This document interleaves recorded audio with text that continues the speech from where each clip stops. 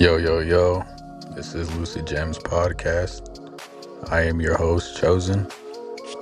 And on today's episode, we have that boy, Gork. I'll let Gork introduce himself. Just let us know a little bit about yourself and where you're from, bro. Right on. I go by Gork, Gork, otherwise known as genuinely Odd Revered Knowledge. Okay, hell yeah, hell yeah. Where you from, bro? Originally born and raised in Iowa.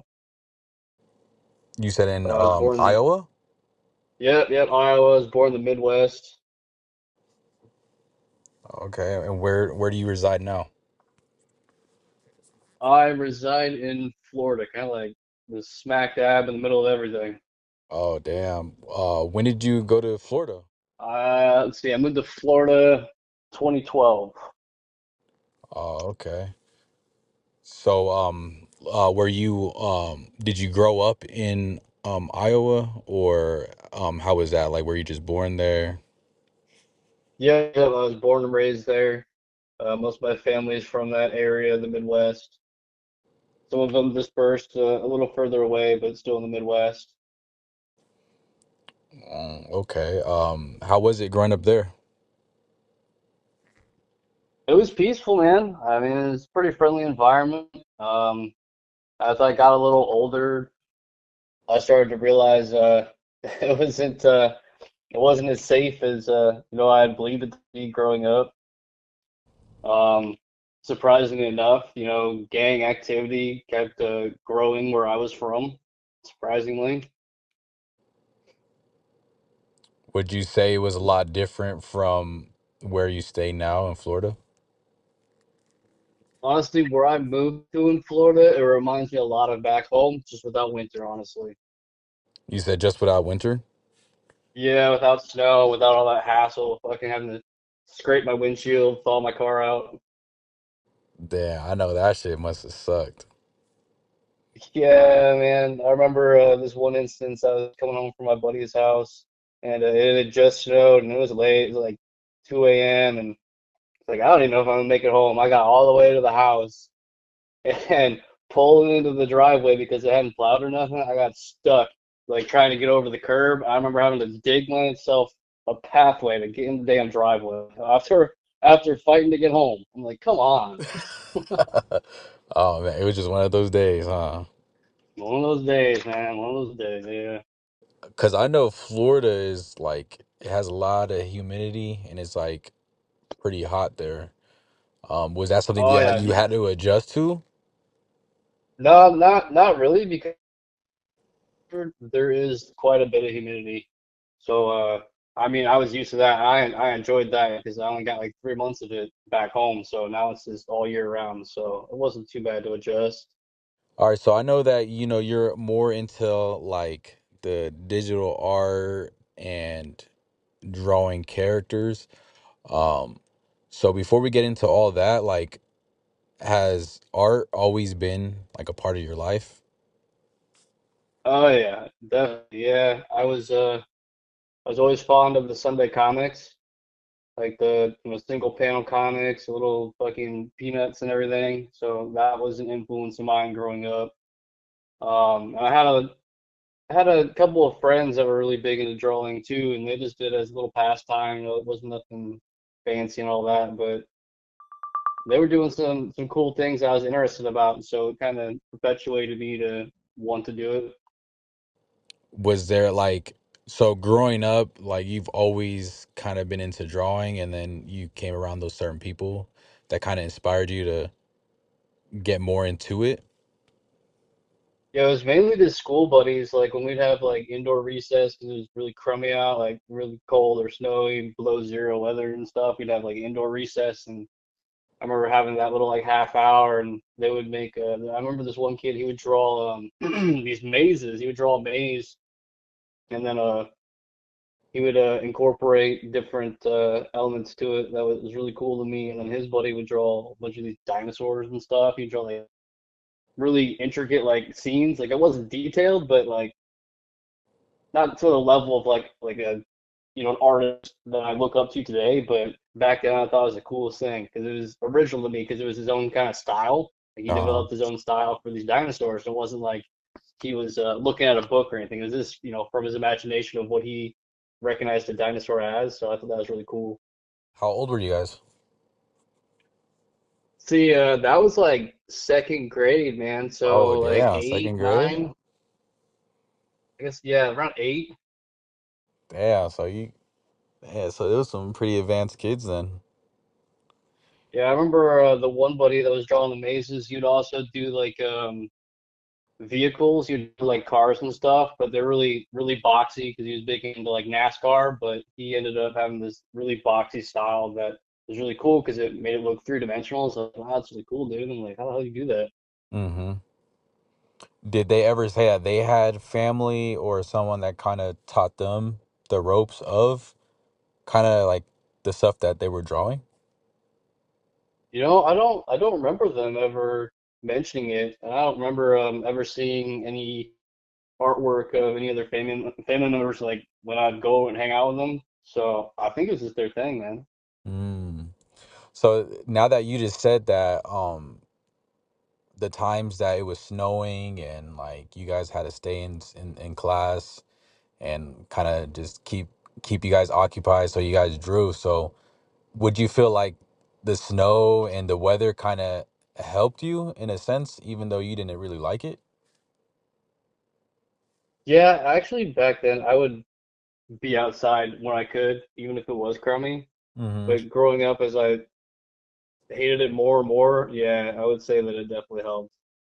What was the first kind of drawing that you did that kind of like made you realize that you were really good with the drawing? Oh man, that's a really good question. I'm trying to think that far back even. I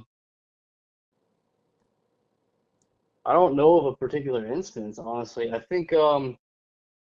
guess one thing that I do remember was that I had this car poster of an old school, I think Chevy or something like that, and I really wanted to copy it, Hmm. and that was probably one of my best drawings of that like period of time.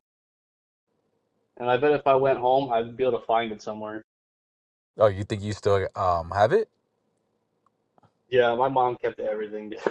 Oh, damn, you lucky, man. Anytime my mom got a chance to get her hands on my shit, she threw everything away. Yeah, my mom's the exact opposite, bro. She has a hard time letting anything go, dude. Yeah, and now with me, I'm like, man, I hold everything like it's treasure. I'm not a hoarder, but like anything that I know like has that certain special meaning to me, like I'm gonna hold on to it. So has there been like a time, okay, let me rephrase that question. Was there ever a time where like you drew something and somebody said like, damn, that stuff is hella dope, or like they were really surprised of your talent? Yeah, a lot of kids in like class honestly were intrigued by whatever I was drawing. I can't remember the actual content, but a lot of people growing that I grew up with and would see anything that I drew are like, why the hell don't you do tattoos? Like that was always what everybody like saw in my work. Like, why don't you do tattoos? Why don't you go do tattoos? I'm like, man, I don't know. I don't know about putting permanent work on somebody, Like, what if I actually fuck up? I drew a couple of pieces that were to be tattoos, which I have myself.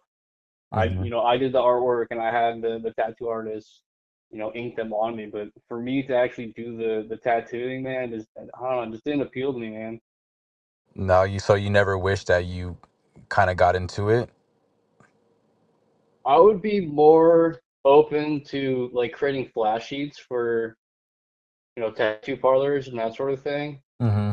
I haven't pursued that, but it's been in my mind to try it at some point in time. Yeah, man, I feel like you should personally, just to expand your like your skills and more of like developing your portfolio type of idea. Do that, yeah, man. So like when you really started getting into art, what was the main thing you focused on drawing?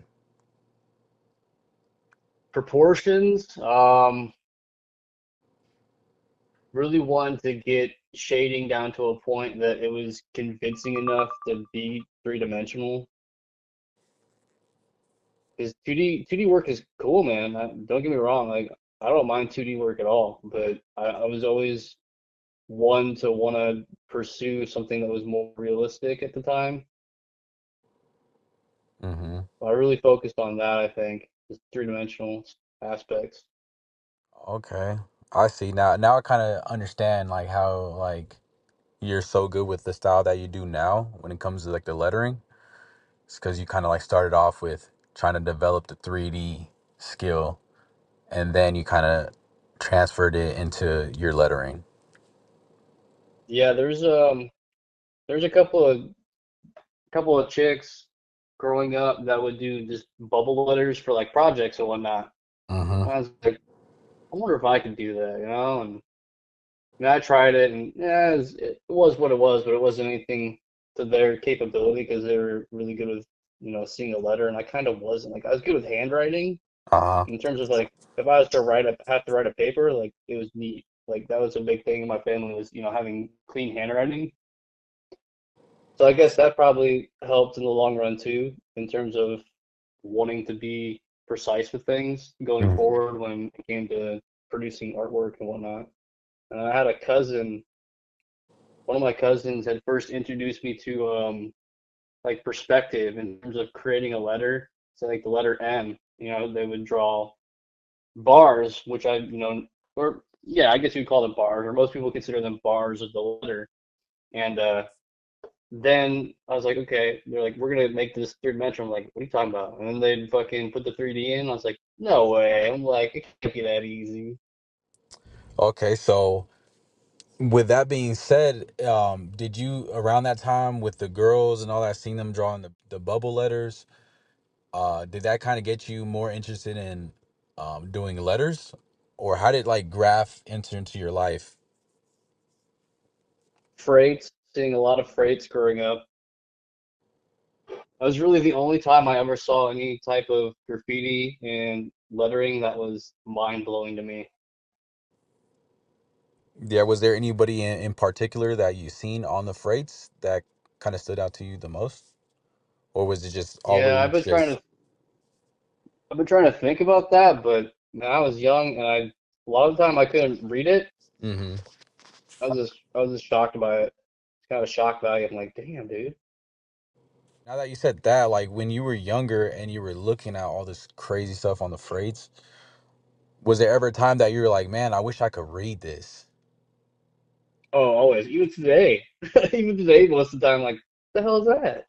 Mm. So would you say that sometimes going more simpler uh could go a long way than if you were doing a whole Oh, bunch of crazy shit? for sure. I've always wanted to be able to make simple look complex, Mm-hmm. but still remain simple because simple is hard, man. It's it's so hard. Like you can't change it a whole lot, because Mm-hmm. it's got its roots. So you gotta find a way to make it your own, but it's hard, man. Nah, yeah, I definitely feel that. And like my last interview, bro, like we were talking about how some people will, when they get into like doing letters or just graph in general, they want to try to do some crazy shit to start off with instead of doing simple to kind of more getting more loose with it and more creative. And sometimes that puts a hold on the person's growth because now when they try to do more simpler stuff, it's way harder for them, you know? And I totally agree with that because I remember so my first attempts at doing any sort of graffiti influenced lettering, I would try to mimic a more complex style. so, okay, so you get into graph and all that, like, tell me a little bit about that. So you're seeing the freights, you're seeing all this crazy letters on there, you know, just crazy pieces. What like got you into like actually saying like, oh, let me get into graph? It was pretty much when I was hanging out with so a close friend of mine that had ties to some older individuals that were in the hip hop scene. They were making music and they were doing low key small shows and stuff. That's what really generated a bigger interest in all of it because I would see it a whole lot more in. I remember going to a show and people doing some live art and whatnot, and it was present, so that definitely fueled me a lot. Do you remember the first time you caught a tag or went out on a mission? Recently, Recently? actually more recently in my life, yeah. Cans didn't become a thing for me until more recently in Okay, my adult life. let us know a little bit about that. Yeah, man, just being around and being closer to some crewmates, being a part of a crew and, meeting Kever for the first time and, meeting some of his people that he knows that aren't in our crew but have been at it for years. hmm So that gave me that real itch, like, yeah, maybe this could be a thing. You mentioning a crew. What crew are you in? I'm in a couple, but the main one is ECSK, and Yeah. that's Endless Creative Styles or Eternal Creative Souls. Okay, and And is the other one's RGB. RGB? Yeah, and that's more sticker based. It's more 228 community niche sort of thing. Okay, and I also had a question. What when you're saying 228 and like stuff about the stickers, what does that actually like refer to or because like I don't really know too much about the sticker game just until recently. So for those that don't really know, like myself, could you go more into depth on that? Yeah. So 228s are specifically the type of postal slab that was kind of the beginning, or at least from my understanding, the beginning of individuals writing on them in terms of graffiti style lettering and or just doing art on them in general. So it's not specifically graph. Like it doesn't have to be a name. People created kind of monikers and were just vandalizing these slaps because they were free. Their intended uses for postal reasons, and in a sense, is vandalizing because we're not using them for postage and sending them anywhere other than trading the actual stickers for other stickers and whatnot. So Okay, so with your other crew, how did you get into that? And is that more of like a graph type of crew? they are most certainly active. Yeah, yeah, they're much more active than I am, which is surprising that they even considered me to be a member because I strictly focus on the whole 228 creation, whether be a name or a character for myself. Mm-hmm. And I wanted to have a character that like kind of just represented me as the name that I kind of created for myself. So that Uh-huh. was my focus, and I can't remember exactly how it happened, where they had noticed me enough and had asked if I could be a part of them. So but I've been with them for a while. It's been just after 2020, I think, like right around COVID. Okay. And it was somebody that you knew in person or like how was the process of joining that crew? Because I know that there some of the work that you've have like shared and all that like they do some crazy ass work. So like how did that whole process go down with, joining the crew? I think it was just a back and forth on Instagram, honestly. And it must have been, the lettering that was just good enough, but the character being better Mm-hmm. and the leader of the crew having this idea that there was some potential to be had there to help me grow. So I think that was a matter of him trying to boost me up, honestly. Oh, okay. Damn, that's actually pretty dope. Yeah, man, he's wild with it, dude. Who was somebody in your crew that you look up like to the most? Definitely the leader Haste and Kever for sure. I've been following Kever for a while before joining the crew. And how are their styles? If you could put them in words. Wicked Wild. Wicked Wicked Wild. Wild, huh? Yeah. Do they do some of like the lettering that you do? Because I know that you do more of like a 3D type of like crazy. How could I put it? Like just crazy ass work, you know? Hayes certainly he does some wicked 3D with like a beveled element to it, which is even beyond me, and it just blows my mind every time I see it. So going back a little bit on the 228 stickers, right? Is 228? Correct. Yep. Okay. I had heard that you were in a magazine with kind of like based on those stickers. That's correct. Yeah, there's an individual in Europe that put together a magazine that was focused strictly on that particular postage label. Yeah. And how long ago was that? Oh boy. It wasn't that long ago. I think the most recent issue was issue number 9, but that was all the way back in 2023. And it's crazy that it's been that long ago. But then issue 6 was just before that. I think 20 end of 21 into 22, if I'm not mistaken. Each artist got like a 2-page spread, so Oh damn. it was enough of my character to fill 2 pages.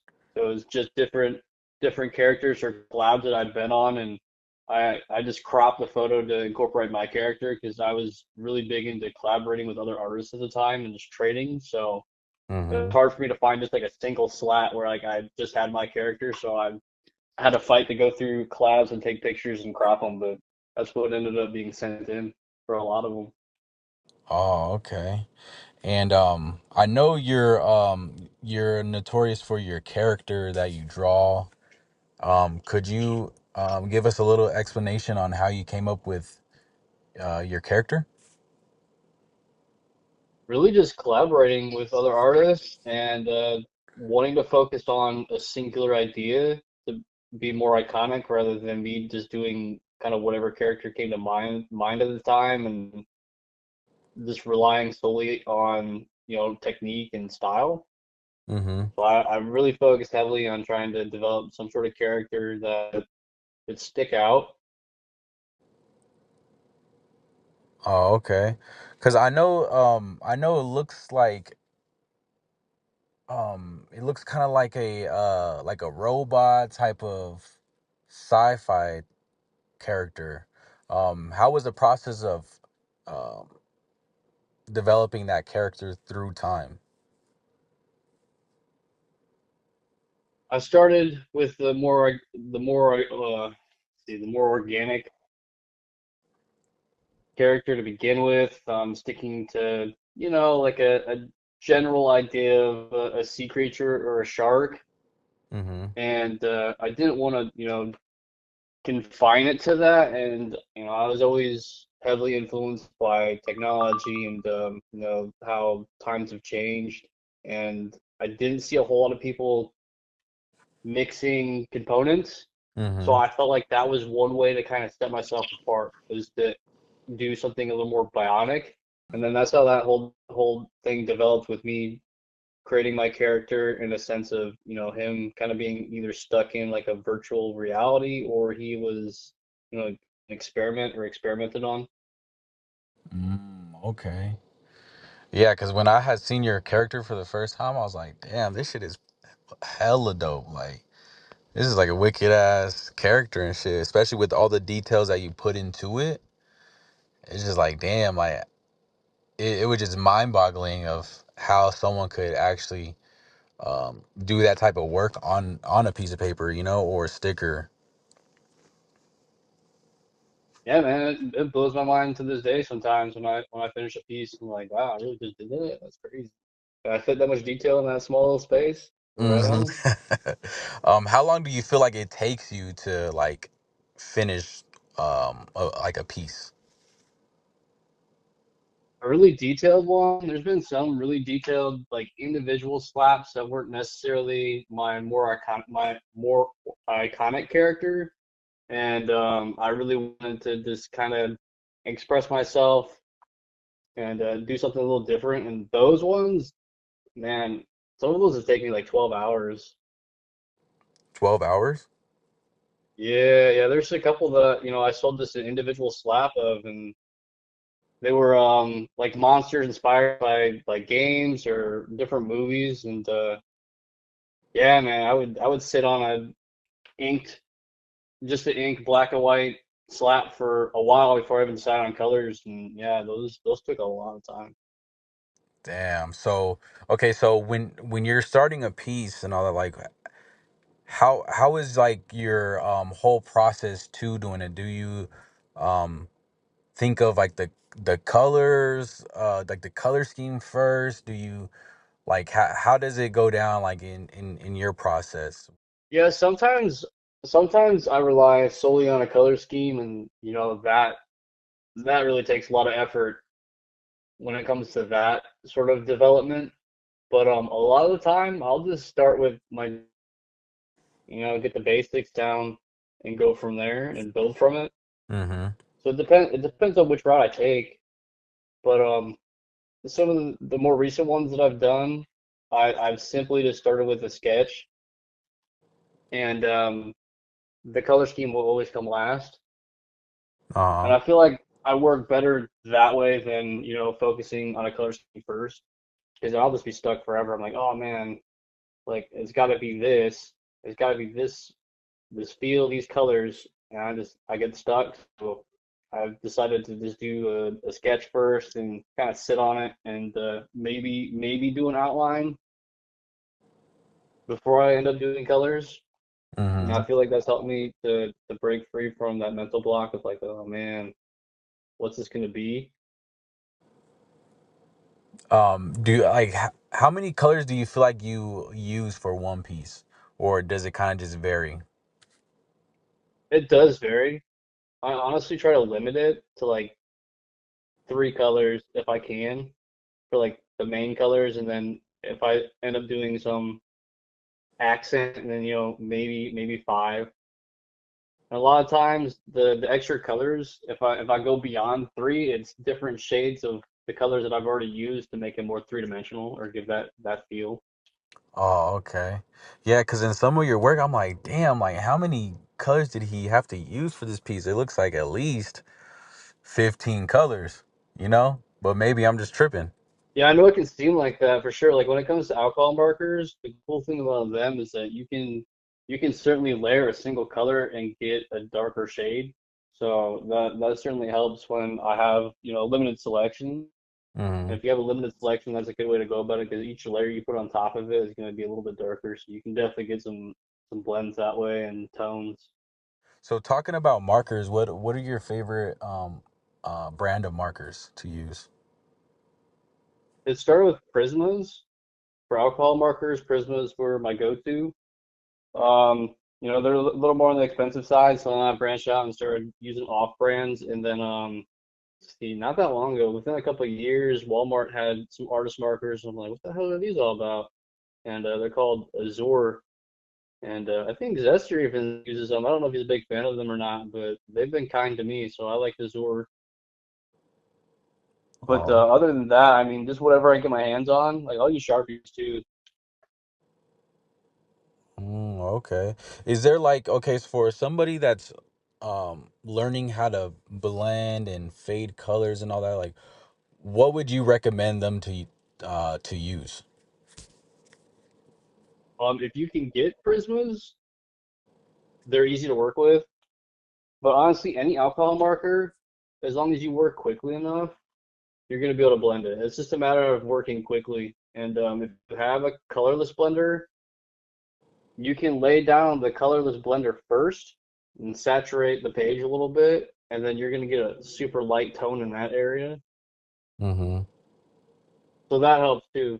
Like if I'm trying to fade something out to almost white or get just the lightest tone of one color, I'll definitely use a colors blender in that section and kind of go backwards. So I'll start in well, I guess not necessarily backwards. I'll start like right at the end of where that blender is started, the saturated portion, and work into it a little bit and then work back the other way. So it's more of the center of the piece, Mm-hmm. maybe like 3/4 of the way. Oh, okay. Do you use colored pencils? I have recently. I haven't had the best experience with them, so I haven't used them a whole lot. Mm-hmm. Um, I have I have some Crayolas and I got some Prismas. I think I had a better result with the Prismacolor ones. And I got some other off-brand that I haven't tried, but I'm wanting to try more because that alien piece that I did that some people have seen already, that Mm-hmm. had just a little bit of color pencil work in it, and it may not show in the picture, but man, firsthand, I thought it was pretty cool. And where did you, when you using the colored pencil, where did you add it into your piece? In just very select areas, honestly, and like of the alien's head, because it Uh-huh. was a little translucent. It's supposed to kind of be translucent that you can like kind of see through the skin. So I kind of added this different layer of a blue or a green to add these little, I don't know what you would call them. They're kind of just like a polygon sort of shape, Uh-huh. but made it look like it was transparent that you're like looking through the skin tone of being the blue, but then below that was like a green color that it was reflecting from. Uh-huh. Because I want to say I Yeah, seen it and that shit was it was crazy.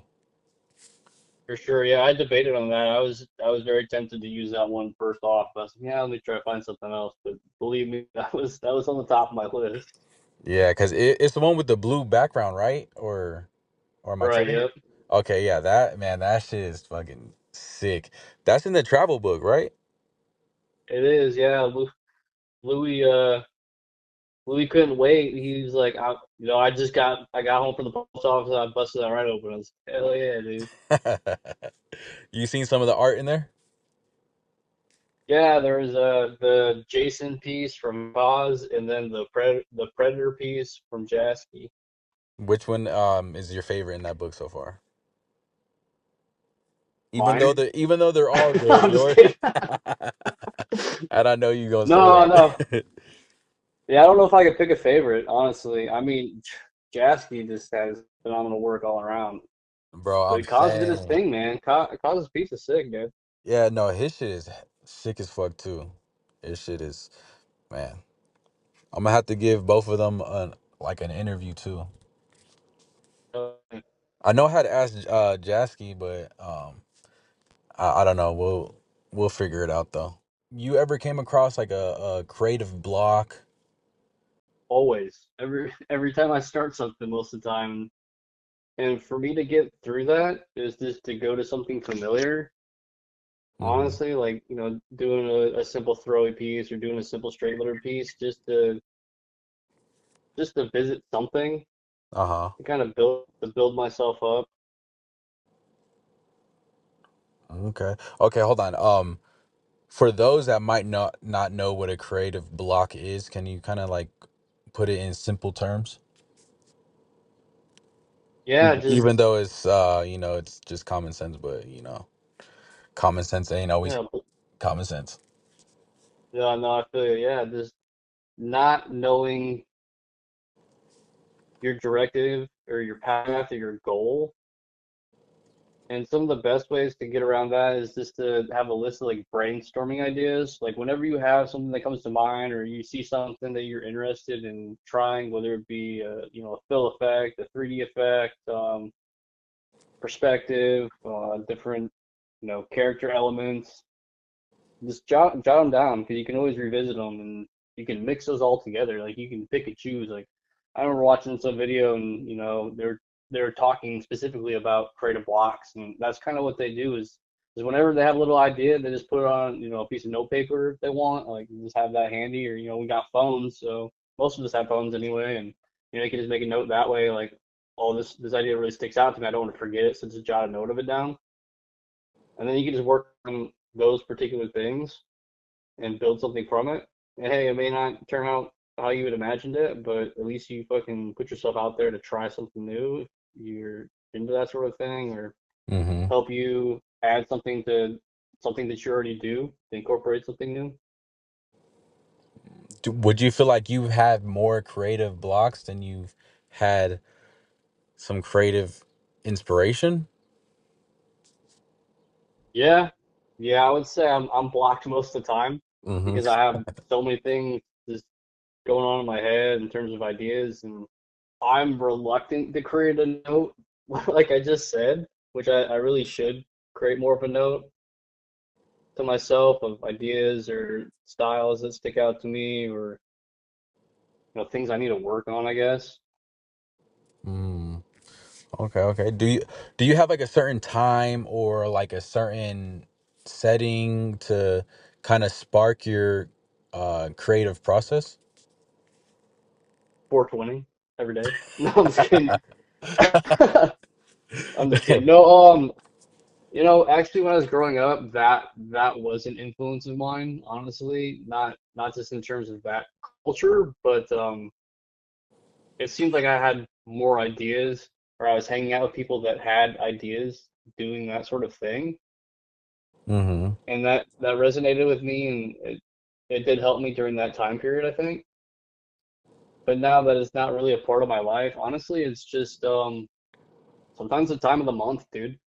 For whatever reason, like around The a full time of the moon. month. Yeah, Uh, it's full moon, not okay, okay. I was like, wait, not hold the on, other hold time of the on. month. Yeah, Am I yeah, no, talking to no, the not right that person? time. Oh, so you think you're a werewolf, huh? Full moons Yeah, and shit. I'm not transitioning fool. Yeah, Okay, I don't know so about being a werewolf, but no, it's something about the energy of the moon sometimes for me. I don't know why, but I just noticed it more recently, like when I'm creating, like I don't necessarily sit down with an idea sometimes. And I'm just like just want to draw, or I got all these trades, or I got things that I'm supposed to get out to people, and I was like, "Man, I have to draw something." So I don't know, for whatever reason, that time of the month, I've noticed that some of my best work is produced. okay. So would you consider yourself like on the spiritual side? You know, I don't know, honestly. I mean, I grew up in a Catholic family, so I Mm-hmm. had that background of being raised Catholic, and not believing in spirits or ghosts and that sort of shit. But Uh-huh. now, I mean, yeah, kind of. I mean, yeah, because you're saying that like, the full moon and the energy of the moon will kind of help you with with your creative flow. So I mean, I would say that's tapping into your spiritual side. Yeah, I've always been kind of intrigued by astrology. Uh-huh. Astrology's been big. Oh, Chiquita. Is that Chico? That's a little Chiquita. Yeah, yeah, 5 pounds, and of course the neighbors want to beat their car, dude. Give him some baloney. Oh, I wish I had some baloney. Or wait, you were saying what? Baloney?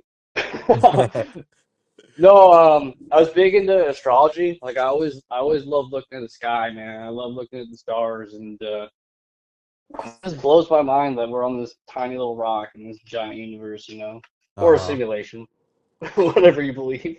Mm-hmm. Do you feel like when somebody dies that their soul, like, because this is what I've heard, someone's perspective, that like when you die, that your soul goes up into the sky and that's what creates the stars? That's an interesting concept. Um, I don't see why not. I mean, we're all energy basically, right? Everything on this universe or outside of our known universe is all energy. So Uh-huh. I would say that's a possibility for sure. So would you, because I know we've had a debate about this before, um, not with you in particular, but with some of the guys. Do you believe that there's a graph god? Oh hell yeah. Yeah. Yeah, I don't see why not. That's what I was trying to tell you. I'm like, bro, it's the graph gods. When you really you're getting in tune with the graph god is when you're at your highest peak of your creative flow, and it just feels like a state of nostalgia where it's just like, damn, how the hell did I just do that right now? Like, I mean, yeah, I mean the Greeks and the Romans and all those ancient civilizations believed in many gods. So why wouldn't there be the possibility of there being a graph god? Yeah. So do you listen to any music while drawing, or do you like kind of more of like the silence, or how does it go down for you? A little of both. A lot of the times I'll listen to music because it gets me outside of my head. And that way Mhm. my thoughts aren't so heavy in the forefront of my mind, and I'm mainly just focused on the vibe of whatever I'm listening to. What's your like to go to music? A lot of it's EDM related now, but growing up, man, I was a huge metalhead.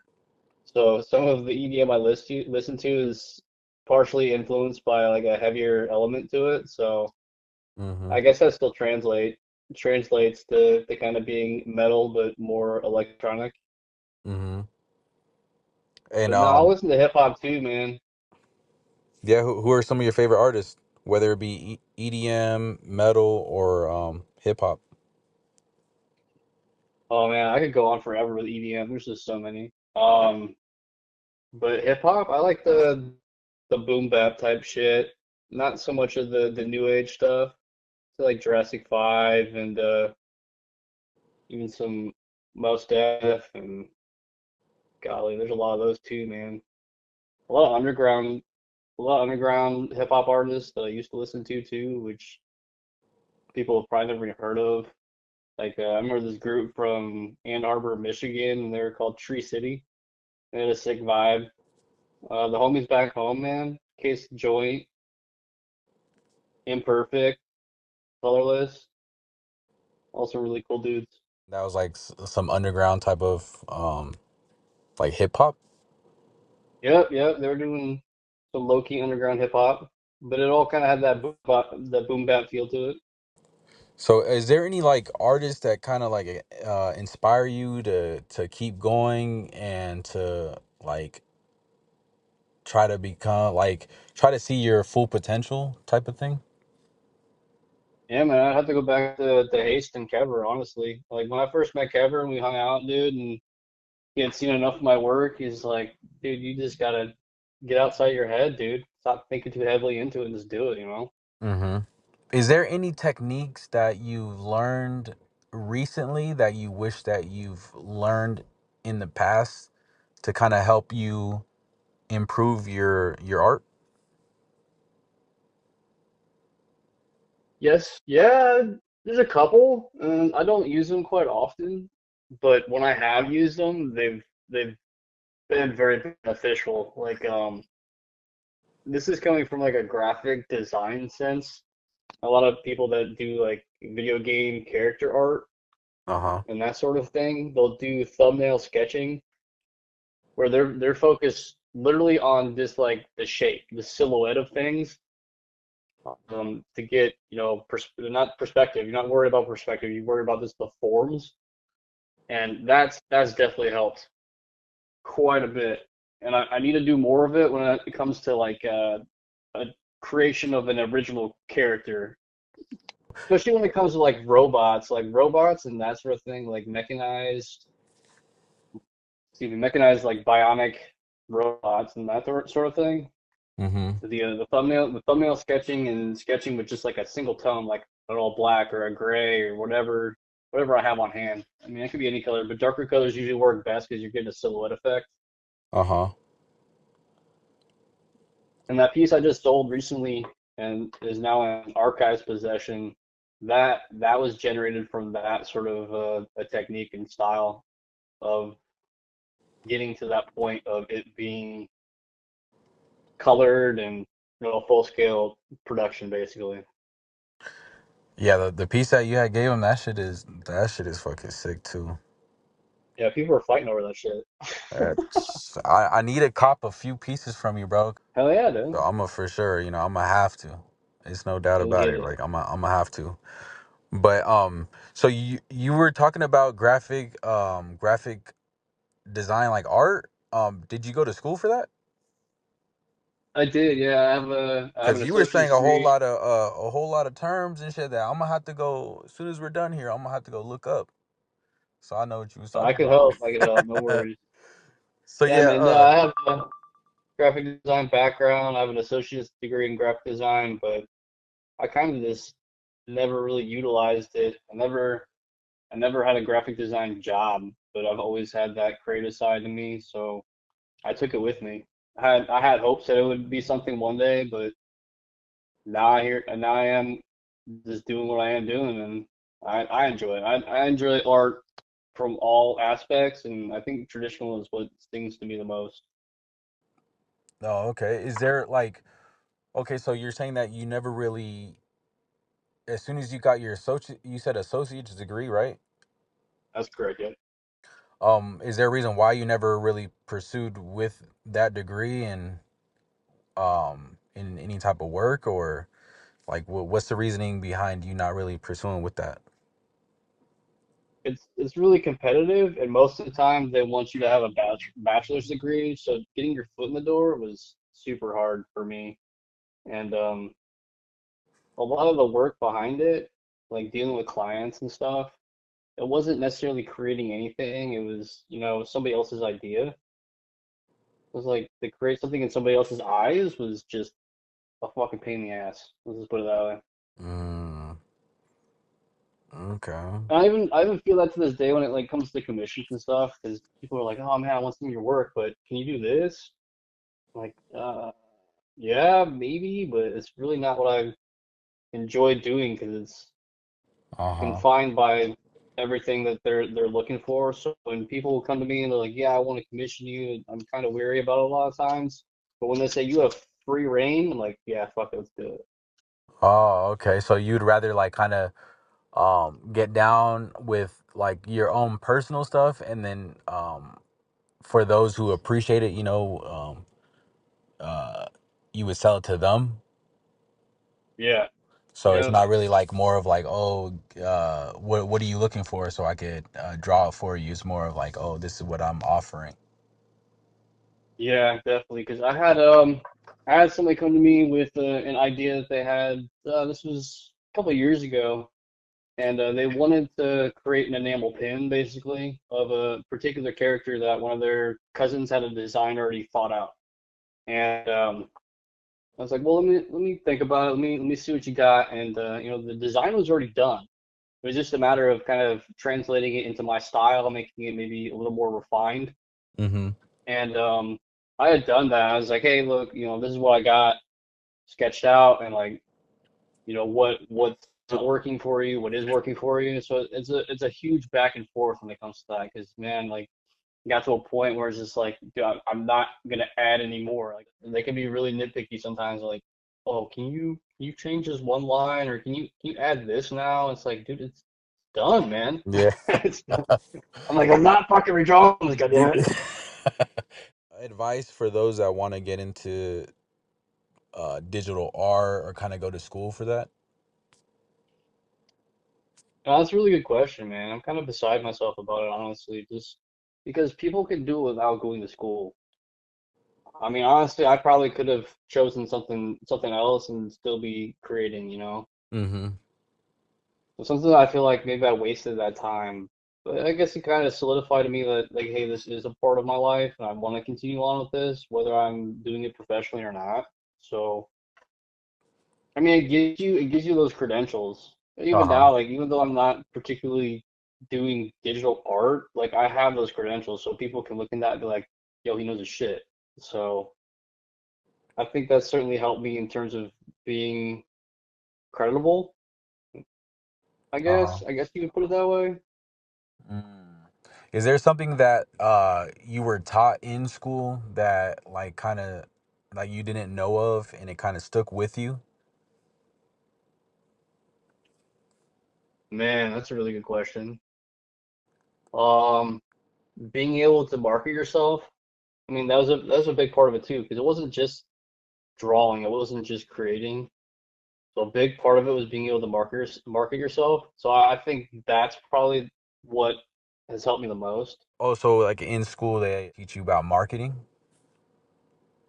Yeah, it was because a lot of graphic design deals with, companies wanting a specific logo. So logo design was big for me. Like, and I think that's helped me too to create sort of a brand for myself.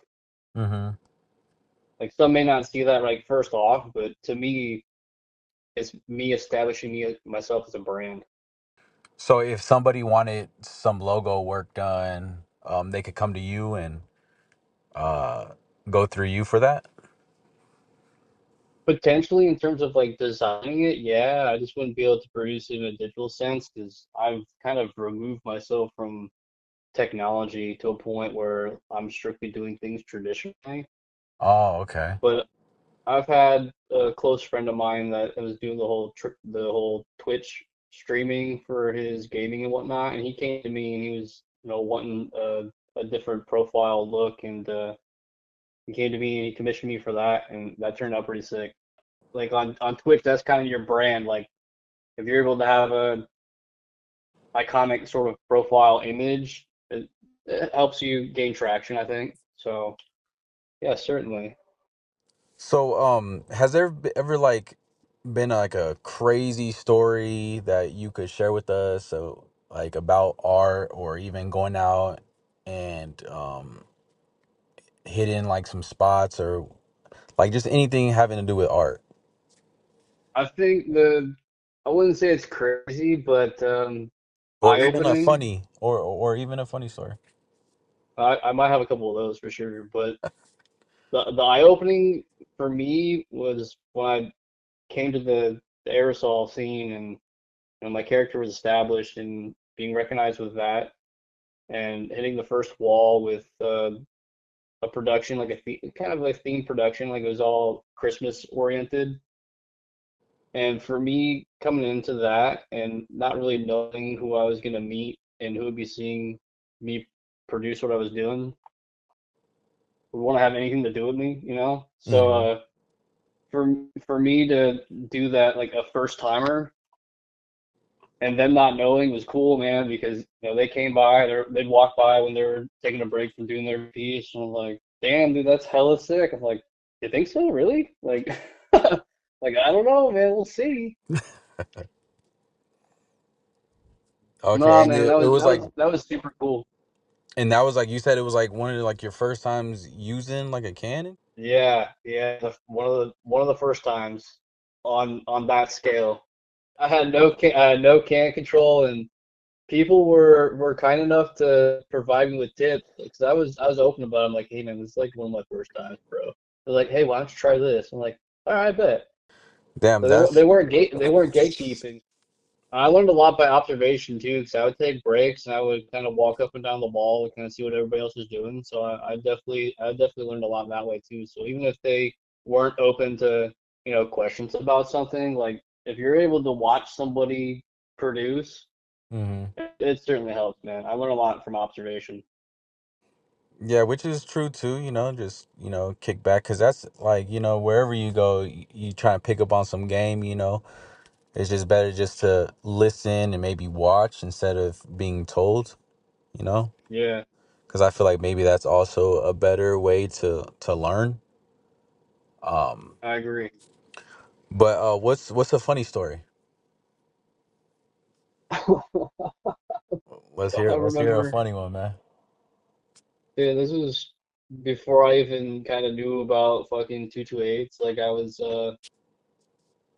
making this stupid ass just paper sticker, like a makeshift paper sticker. Like it was just a drawing on a piece of paper, and I used like fucking scotch tape to laminate it, and then I'd use like this stupid tape on the back of it. It was horrendous, bro. It made me feel good when I fucking put it up. And I remember being at this bar, and some dude was just feeding me shots, man. It's like, hey, you want another one? Hey, you want another one? And the fucking thing was that Hell I no, knew bro. better because That's some creep vibes right there. He was because just giving you shots. I was drinking a yeah, man, I was drinking my pitcher, dude. I had a whole pitcher. Like I was a big drinker back then. I had a whole pitcher of fucking PBR, believe it or not. And I made this sticker, and it was of this like character kind of vomiting up a piece. Like the vomit ended up being like the letter piece that I'd done, and it wasn't Uh-huh. my name. It was just a word that I kind of liked. But dude, I never went back to that bar because after I don't know, shot like two or three, dude, my stomach was fucking bubbling, bro. And I just knew it was inevitable. I ended up just fucking annihilating the bar with you know, whatever Yeah. was in my stomach at the time. And Oh fuck. it was shortly after I slapped that stupid piece up too. I was like, how ironic. Yeah. Right? What the Well, I damn. never went. I never went back to that fucking bar, dude. Like I was so embarrassed. I was like, yep, sorry, I'm out of here, mate. Hell no. That guy knew what he was doing, man. Oh, So okay, so the hour's coming up, man. I'm gonna ask you maybe one or two more questions, and then we kind of wrap it up. But how do you feel like art has helped you in life?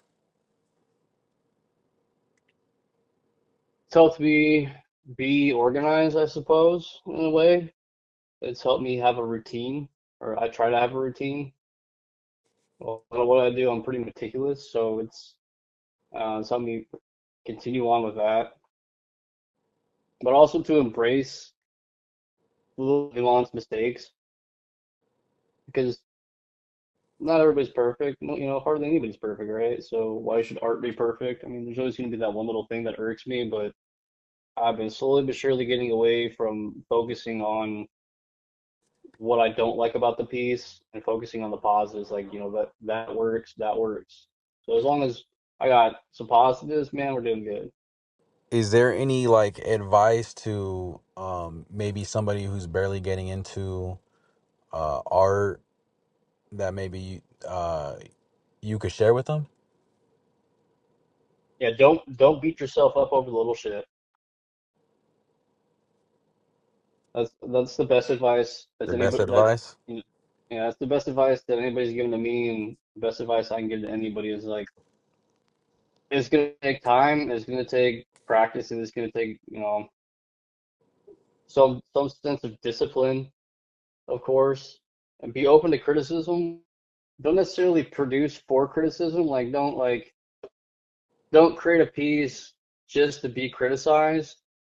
Create work, put it out there for somebody to tell you, hey, look, I think this could be better, or hey, look, this is doing really well. And Uh-huh. you're gonna take much more away from that than you would if you just produce artwork to be criticized. Yeah, that's some I would say that's some good ass advice for sure because I mean, I look at art as anything that, you might have a passion for. So, like with this podcast, right? I wanted to do this maybe about a year and a half ago, but I was always like really doubting myself like, nah, like I'm not really obviously I know how to have a good conversation, but when I know it's being recorded or it's other people are going to be listening to it. I just felt like, oh, maybe I'm not really going to be good with it or whatever the case is. But I just said, fuck it, let me give it a shot, and I'm going to put my work out there. And if people like it, they like it. It's something fun to do, So that is some good advice to give. Yeah, man, do it for you, you know? Mm-hmm. I mean, I get the most self-satisfaction and self-fulfillment from just doing it. I don't need somebody to tell me it's good or not. Uh-huh. Yeah, it feels good and all, but I mean, if you're enjoying what you're doing, that's what matters the most, just enjoy it. If you're Yeah, not enjoying exactly. it, and it's just frustrating because it can be frustrating and you're not getting the result you want. Like have lower expectations. And that's the other thing too. Like I guess that's another great piece of advice I've had recently is like don't hold such high expectations that you can't meet them, Take those Uh-huh. take those baby steps. Is there any future collabs that we should be watching out for? Oh man. I mean, I have a whole stack of collabs from another cat out there in California that is really heavily into the 228 scene and has been for a long time. And I really want to get on those, but I don't know when that's going to happen because they're really intricate, man. And it's kind of intimidating, but it'll Mm. happen. It'll come to me eventually. I've just been sitting on it for a while. You gotta But manifest that, man. yeah, yeah, I know. I mean, it's in the forefront of my mind. It's in the forefront of my little portfolio over here. I mean, they're chilling there. They're staring at me every time I open that thing up. So Make that shit happen, man. hell yeah. You got to. All right then, bro. It was a pleasure talking with you. I appreciate you giving me your time. Is there anyone you want to shout out or um because I know you also do commission work and you sell a lot of your work for a good price. So you could let them know about that as well. Right, yeah. Shout out to Rods, man. Big Cuzzo. Uh, I got a commission piece that I need to work on for him. Shout out to everybody that purchased stuff recently, man. I mean, y'all really keep me motivated to keep doing what I'm doing. You know, Tekka showing love to the young cat that wanted some work and her sharing was phenomenal. Like that's what the community is all about, man. Is spreading the love. Shout out to Louis for creating the whole Wunk community. I mean, shout out to you for doing this podcast and letting us all express ourselves and letting other people kind of get an insight as to more about who we are, where we're from. Shout out to the crew member Hayes, who's doing big things. Shout out to Kever because he's just I don't know, he's mad, dude. I don't know how he does it every single day. Like every single day he sits down and does something, but hey man, it Shout shows. out to him. Hell yeah, bro. I mean, I definitely appreciate everybody for tapping in and showing the love, and for everyone just hopping on the podcast and giving their side of their story. But yeah, I would definitely recommend you guys to check out Gork. Let us know your Instagram and your social media. Yeah, I focus mainly through Instagram. It's pretty much the only platform that I show my work on. You can find me at Art of Gork on Instagram, and that's for genuinely odd revered knowledge, or as Opium would say, great original raw creations. So shout out to Opium for giving me that other one, man. For those who are listening, go check out my bro's page. Tap in with him for some work, and let's all motivate each other, and let's all win.